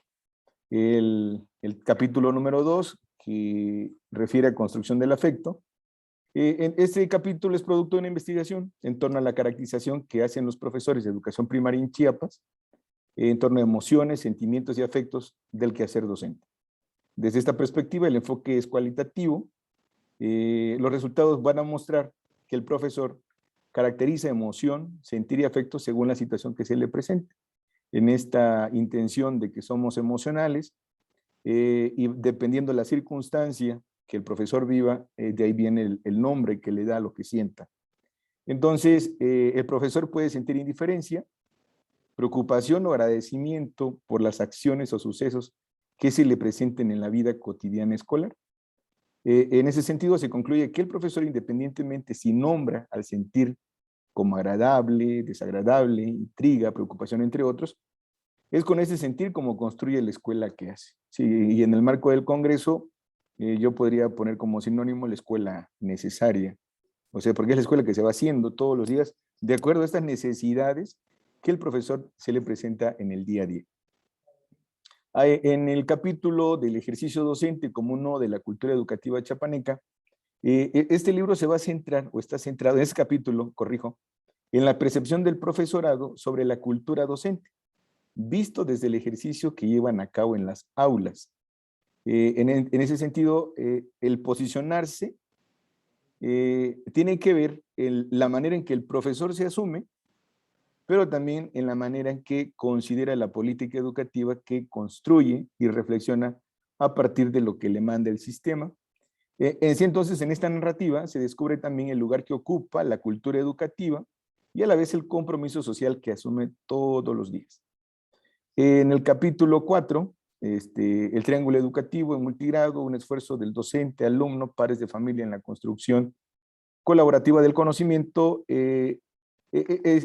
Aquí nos presentamos, o se presentan los autores, un estudio exploratorio sobre la reflexión del triángulo escolar docente, alumno, padre de familia, desde la mirada del multigrado. Es de todos conocidos, o al menos de algunos que estamos por acá, que la escuela multigrado se va a dar principalmente en la educación básica. Vamos a encontrar preescolares que son multigrados, donde una docente atiende a los 3 grupos, las primarias multigrados, donde un docente atiende hasta los 6 grupos, y las telesecundarias, que también son llamadas escuelas multigrado, porque un solo docente atiende a los 3 grados de la educación secundaria. Eso también lo vamos a encontrar en otras modalidades de educación que no precisamente tienen que ver con la convencionalidad del sistema federal o estatal, sino que también, por ejemplo, los CONAFES y las alternativas van a tener esta modalidad de escuelas multigrados. En ese contexto, entonces, el texto nos va a promover o nos promueve la riqueza colaborativa de esta acción de los anhelos escolares del alumno, y en ese sentido los autores hacen una reseña a la empatía y alteridad como un vehículo para lograr entender el reconocimiento de los demás y posibilitar el sentido humano de vicarizar el aprendizaje a la vez de reconocer el aludismo como estrategia en la promoción de saberes humanos. Entonces, este capítulo es bastante provocador, principalmente en estos contextos, y principalmente el chapaneco, donde la escuela multigrado tiene una gran presencia a nivel estatal. ¿Sí? Y finalmente, en el capítulo 5, que se aborda la promoción del pensamiento complejo en las aulas desde el contexto chapaneco, este capítulo busca construir un acercamiento a la complejidad de promover en las aulas lo ideado por Edgar Morán, ¿sí? En esta idea de lo complejo, donde todo cabe, donde incluso en esta idea de lo necesario, qué es necesario hacer en lo inmediato que se nos presenta. Partiendo de un estudio exploratorio, intenta explicar la forma en que se procesa el cierto número de profesorado de la zona Comiteca Tojolabal. ¿Cuál es la intención? Seguir reflexionando con los sujetos significantes y significados que están promoviendo la edificación a una realidad cambiante de los seres humanos. Pretende abonar a una formación semiótica en el pensamiento del profesorado y lo que promueve en las aulas. Entonces, el libro, más que dejar verdades terminadas, solamente provoca seguir indagando desde estas perspectivas epistemológicas que van a abonar a la experiencia, pero también a la formación docente, cómo este profesor se está construyendo, pero cómo este profesor también está provocando algo en los contextos donde está. Entonces, el libro es de acceso gratuito. Ustedes entran a la página del cresur.edu.mx y donde dice publicaciones, libros 2021, ahí los pueden descargar. Es de acceso gratuito, no solamente es el único libro, hay una N cantidad de libros que se han publicado aquí en el centro, por lo tanto están al alcance de todos. Pues por mí sería todo. Si hubiera algún comentario, alguna duda, pregunta, pues con gusto. Muchas gracias, doctor. Por ahí, no sé si el doctor Abraham levantó la mano o fue de hace un momento, pero bueno, me parece que fue de hace un momento. Levantada, pero... ok, doctor. Adelante. Divertidísimo aquí con las producciones de todos, ¿no? Comentar brevemente que el trabajo que está haciendo Mauricio y que estamos acompañando todos es precisamente similar a la anterior presentación, es intentando extraer, observar, reconocer, estudiar, sistematizar la experiencia vivida desde el contexto chiapaneco, ¿no? Una de las intenciones del CRESUR es precisamente mostrar un poco de la episteme chiapaneca, ¿no? Ahí hemos tenido debates incluso dentro de nuestro cuerpo académico, de nuestros cuerpos académicos, platicando y dialogando acerca de si Chiapas tiene un pensamiento específico o es la suma de muchos cosmos, ¿no? Entonces yo digo que sí hay un pensamiento no específico, sino algo que podemos mostrar o alguna peculiaridad que puede servir como referente o como un proceso de admiración de lo que es Chiapas, ¿no? Chiapas no es un estado normal, es peculiar, ¿no? Peculiar desde la historicidad, desde la cultura, desde las prácticas, los usos, las costumbres, los conflictos, las dolencias, etcétera, ¿no? Entonces, lo que Mauricio está exponiendo son estos intentos de mostrar cómo piensa y cómo funciona el proceso educativo al interior de Chiapas, en los procesos que vamos teniendo y con los grupos que vamos atendiendo, ¿no? Felicitar a Mauricio, a todo el equipo por la producción que hoy se muestra, ¿no? Muchas gracias. Gracias, doctor. Bueno, entonces, en este sentido, pues estamos hablando de este enfoque donde principalmente se habla de pues las escuelas que cuentan con un docente o que dan grados, imparten clases a diferentes grados, ¿no? Este enfoque que le llamamos pues multinivel a veces o se me fue la otra palabra. No me acuerdo. Multigrado, perdón. Pero bueno, entonces, doctor, entendemos que aquí en este libro vamos a encontrar esas diversas miradas, tanto de docentes, pero no solo se queda ahí, sino también de estudiantes y de algunos otros actores de la educación. Bueno, gracias por tu pregunta, porque creo que la apuesta sigue estando en que el estudiante escriba. Eso está aún en germinación, yo digo que en muchos lugares. Sin embargo, es un asunto que no le quitamos la mirada de que el estudiante esté generando conocimiento. Bueno, hay unos estudiantes aquí del centro, de la maestría, que colaboran en estos capítulos del libro, y así como hay investigadores del centro que también están publicando en este libro, como investigadores externos que se les invitó y están también contribuyendo a este capítulo del libro. A estos capítulos del libro y que forman este libro, ¿no? Coordinado por Marco Antonio y yo. Entonces, sin embargo, el foco o el objeto hacia donde lo estamos entendiendo sería qué está pasando en estos actores educativos en el contexto chapaneco. ¿Cómo le están haciendo? ¿Para dónde le están haciendo? Digo, porque a mí me llama la atención y me llama mucho la atención cuando dicen, es que soy de Aguascalientes, pero estoy en el CRESUR, pero tengo datos de que en Chiapas la educación no avanza. Y dije, pues qué chido, ¿no? Porque te estás educando acá. Digo, yo me siento muy contento, muy contentísimo cuando expresan eso. Y ver la mirada del maestro chapaneco, ver la mirada de estos actores que estamos a pie haciendo día a día la educación en Chiapas, pues este libro lo provoca. Digo, sirve como objeto de estudio, como problematización, para seguir profundizando qué tareas pendientes hay. Y yo aquí quisiera también retomar esto que decían las compañeras, las primeras que expusieron su libro en inglés. Bueno, ¿qué enfoque epistemológico entonces construimos cuando hablamos de la formación del docente? Digo, porque la experiencia, no experiencia por vivida, bueno, vivida, pero no la experiencia común, sino sería, a ver, si este profesor hoy decimos que le faltan muchas cosas, ¿qué estamos provocando todos para que ya no le falten esas cosas? Y entonces, en este libro, nosotros procuramos eso. No es la panacea, no es la salvación de nada. Solamente nos ayuda o nos da otras ideas para poder reflexionar. Yo estoy seguro de que todos construimos algo. Y entonces, esta pluralidad metodológica que va a existir, esta pluralidad teórica que existe, entonces nos va a acercar a otro tipo de idea y de pensarnos en un ambiente cambiante constantemente. Ya en los compañeros que nos exponían hace rato sobre el pensamiento de Castells, daban una realidad y es inevitable, pues para allá caminamos todos, pero también yo me hacía otra reflexión con esta migración excesiva que está viendo ahorita en Chiapas y más en la costa.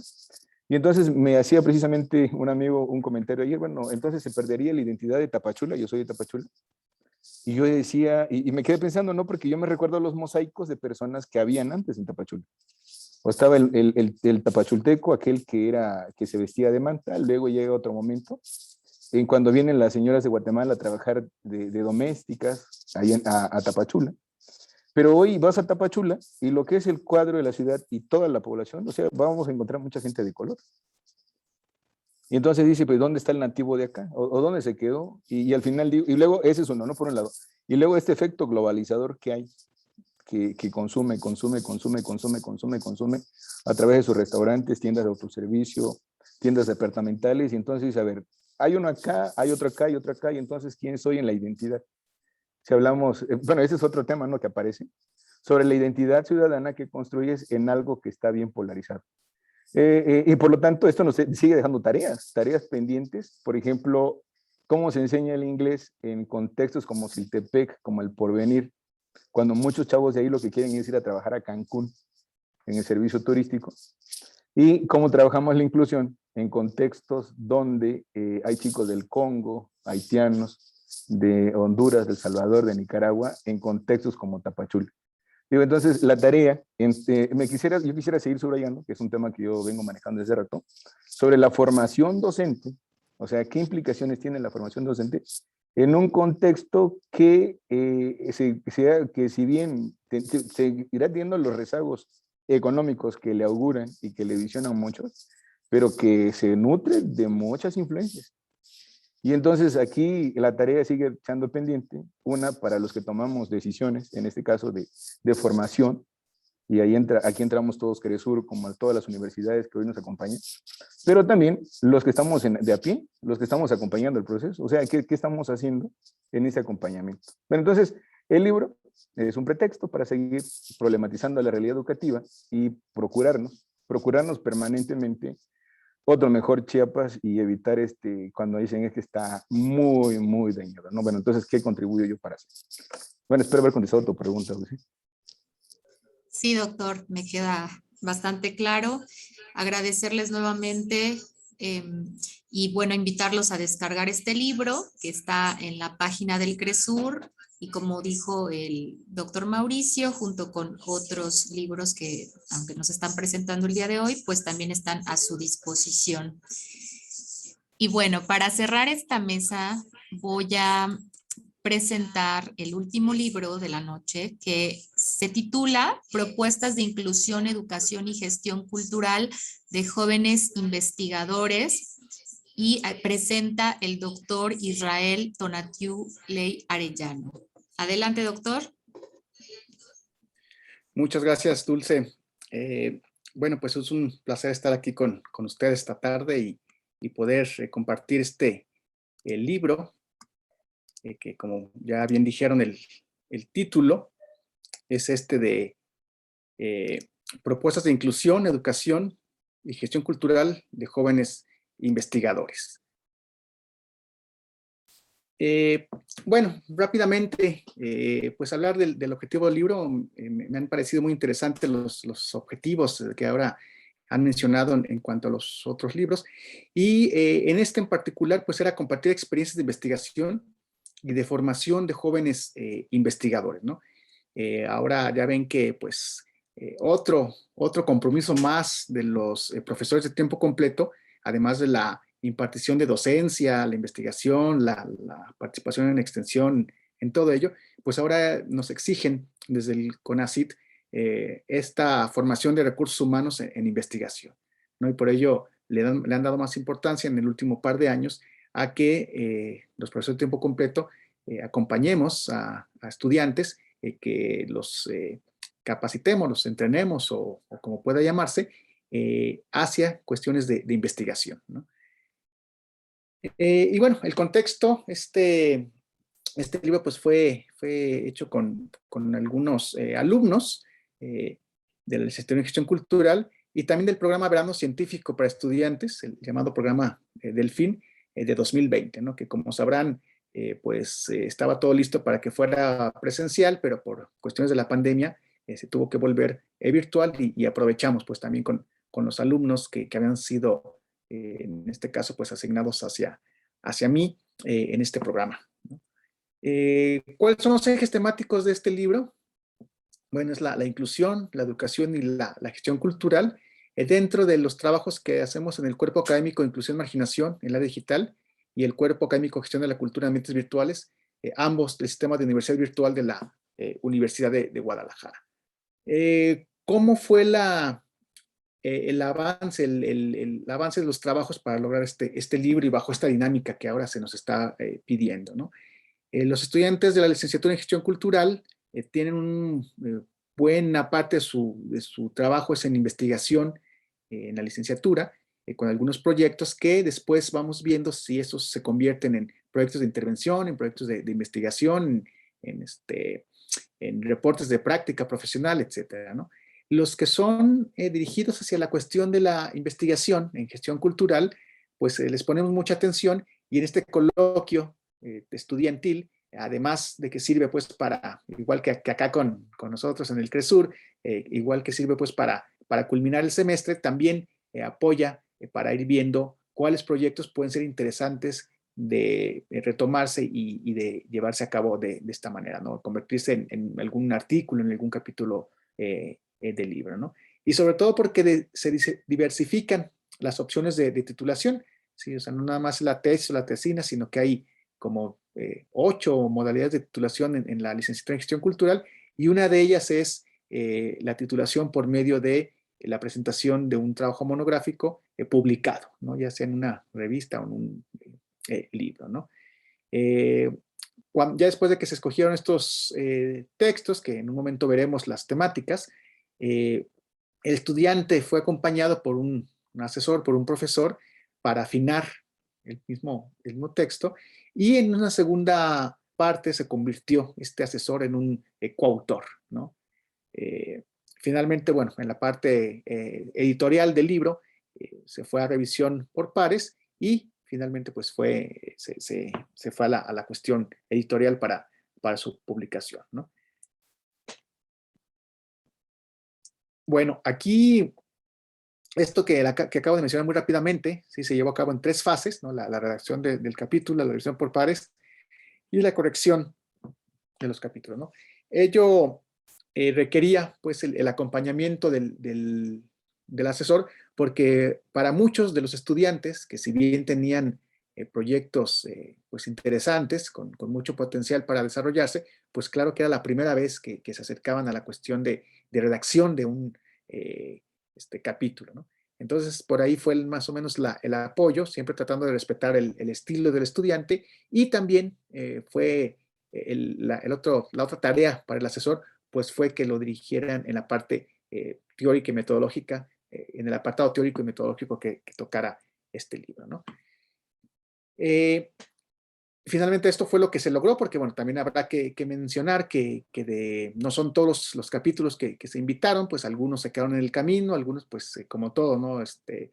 No pudieron seguir, no lo culminaron, y bueno, diferentes situaciones, pero los que sí terminaron, en su mayoría son estos, ¿no? Se incluyen en el libro 2 capítulos de profesores ya con amplia experiencia y que abren el libro.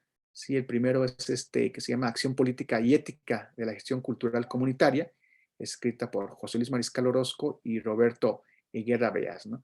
El doctor Mariscal de la Universidad de Guadalajara y el maestro Guerra de Chile, ¿no? Pero ambos con una trayectoria muy importante en el campo de la gestión cultural, y entonces este capítulo pues ilustra también este avance en el campo, en la construcción del campo de la gestión cultural, ¿no?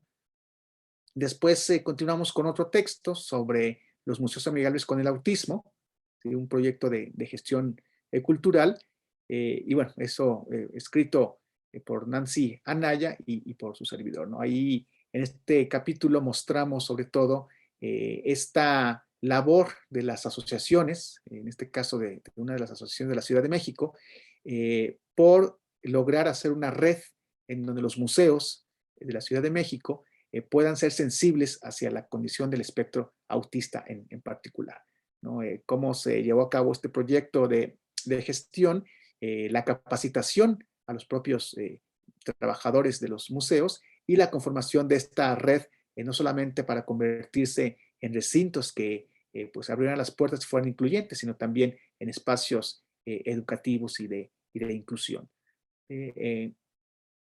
Otro de los capítulos, el tercer capítulo, el teatro comunitario como instrumento de gestión para la construcción del tejido social, nos demuestra las autoras Erika Nomicid, que es la estudiante, junto con la maestra Valentina Arriola, cómo el teatro también puede ser un instrumento para la reconstrucción del tejido social, y cómo también la gestión cultural no nada más se aboca, como muchos podrían creer, a cuestiones de organización de eventos, de curaduría o de cuestiones cercanas a las bellas artes, ¿no? O sea, en esta cuestión vemos este instrumento del teatro y en la reconstrucción del tejido social, ¿no?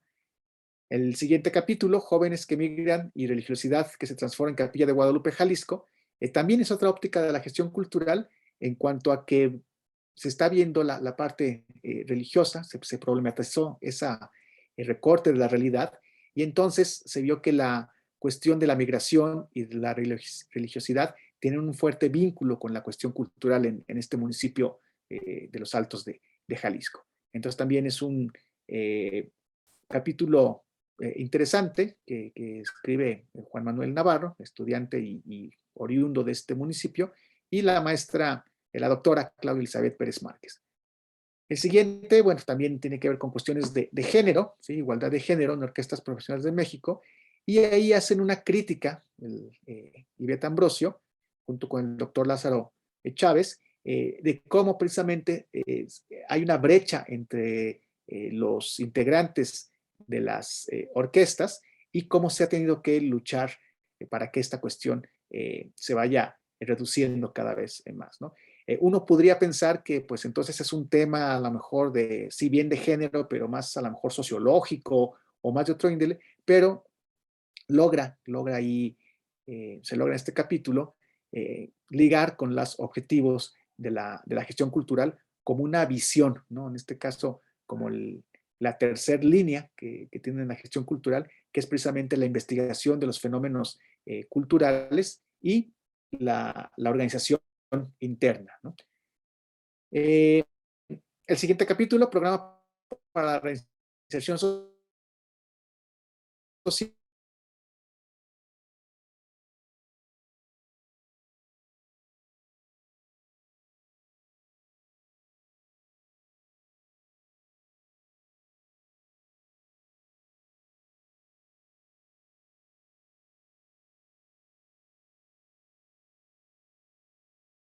De inserción podían vincularse con la cuestión cultural y cómo realmente, más allá del discurso, más allá de las buenas intenciones, realmente se convierte en un instrumento para apoyar todo esto, ¿no?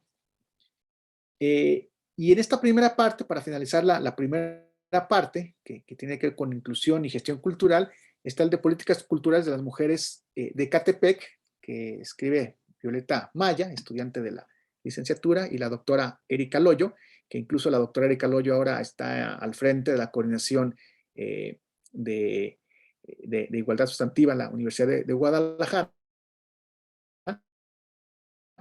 Y entonces también de las mujeres en Ecatepec, un municipio pues de seguro todos hemos escuchado que se caracteriza pues por cuestiones no tan agradables de violencia, ¿no? De todos tipos, ¿no? Violencia de género, violencia por pandillas, violencia por narcotráfico, ¿no? Entonces, las mujeres se encontraban en esta parte de las cuestiones culturales, ¿no? De reunirse y de hacer cuestiones culturales para su barrio, para su comunidad, y de ahí también más o menos parecido al capítulo en donde se habla de la reconstrucción del tejido social, una labor de este tipo, ¿no?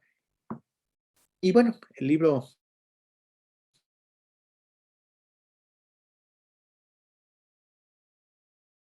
Inclusión y Educación, y aquí abordan temas sobre este apartado, ¿no? Hay un capítulo que habla sobre las políticas públicas de inclusión educativa para personas con autismo. Es un capítulo de análisis comparativo entre las México y Japón, con otra de Japón, en donde pues logramos hacer un panorama visto de manera amplia sobre estas políticas de apoyo y cómo han influido en la cuestión educativa, ¿no? Esta cuestión de la inclusión. El título es el rezago educativo en escuelas. Ya habíamos entrado a la primera fase del COVID en este momento. Y esta, Clara Beatriz Hernández, ella estudiante de intercambio de este programa del FIM que me refería hace rato, participó con la maestra Mayolanda Escobar para poder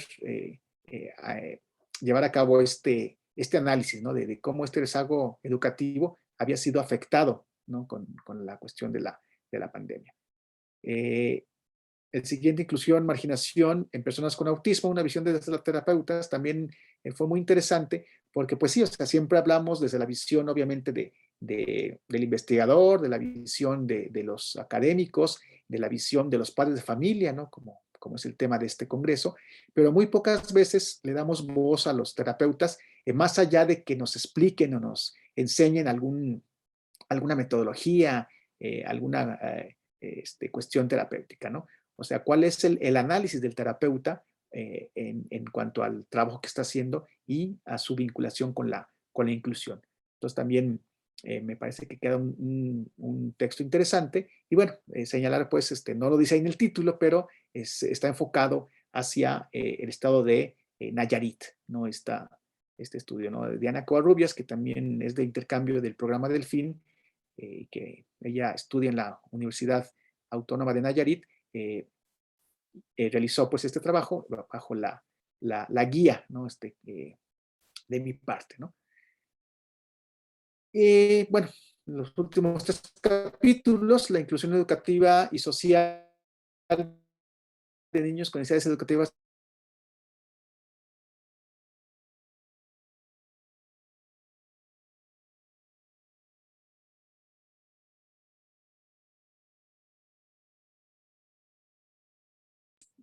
pero cómo Doctor, también la tecnología comienza a repetir que en el contexto estábamos iniciando con la pandemia. Sí, sí, Dulce. no, perdón, es que de repente le perdemos el audio, se queda Perdón. como congelado. Sí. Sí, Okay, adelante. Bueno, igual si pasa, me dice. Bueno, tenemos el penúltimo capítulo sobre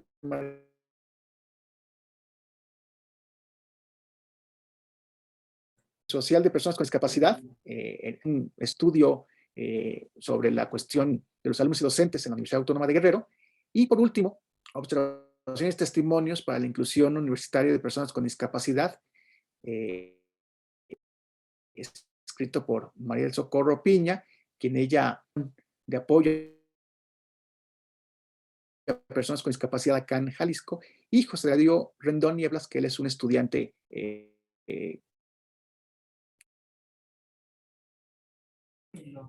también se me pasó, pero decir que del capítulo, pues él es egresado del doctorado en inclusión educativa de CRESUR y que está él en Guerrero, y también, bueno, le pedimos que nos apoyara para dirigir a este joven en el capítulo que hicieron, ¿no? Entonces, pues a grandes rasgos, estos son los capítulos que se lograron en este libro. Como ven, pues de repente son temas que abarcan varias temáticas, pero bajo el eje de la inclusión, de la educación y de la gestión cultural, ¿no? Puesto que, bueno, el trabajo pues se hizo en colaboración con un cuerpo de gestión cultural, ¿no? Aquí pueden ustedes entrar directamente a este sitio y pueden descargar el libro de manera completa y gratuita, ¿no? Incluso, bueno, ahorita puedo poner el link directo en el chat para que lo descarguen, ¿no? Y pues más que nada me gustaría dejarlo aquí y más bien ver si hay algún diálogo con respecto a los temas o al mismo libro. Muchas gracias. A usted, doctor, gracias por esta participación. Si alguien tuviera alguna pregunta, les pedimos levantar la mano o abrir el micrófono para pues propiciar esta reflexión.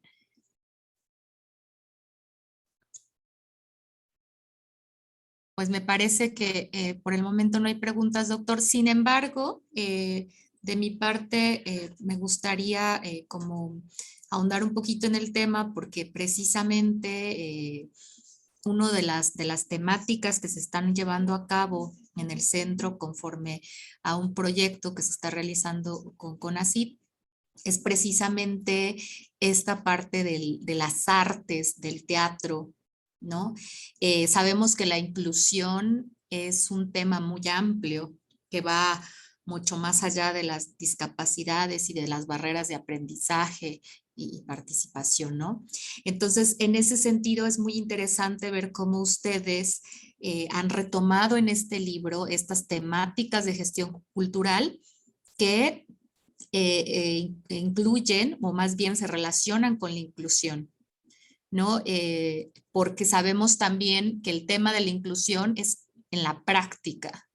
O sea, la teoría nos sirve como referente, pero la práctica es la que nos ayuda, ¿no? Cuando usamos estos enfoques. Entonces, pues ahí también fue muy importante o ha sido muy importante el impulso que usted le está dando a escribir, a redactar y la participación de los estudiantes de la mano con los especialistas que son ustedes y pues va a ser muy interesante leer este libro, ver qué contiene este capítulo que decía teatro. A mí me llamó en lo particular la atención el teatro comunitario, pero no solo eso, todo esto que dije, pues sí, tiene que ver con las artes. a lo mejor repensar estos enfoques desde las artes, ¿no? De cómo ayudan a la inclusión. Y pues esa sería mi participación, mis comentarios. Agradecerle que haya aceptado la invitación a participar en esta presentación de libros. Por supuesto, a todos los que participaron el día de hoy, en nombre del Centro Regional de Formación Docente y Educación Educativa, pues les agradecemos mucho que estén en la mejor disposición, que nos den estas diferentes perspectivas, nos den herramientas que nos permitan seguir avanzando, seguir aprendiendo. Y pues esperarlos el día de mañana también. Mañana empezamos a partir de las 10. Están invitados. Y pues con esto nos despedimos y que pasen una muy linda noche.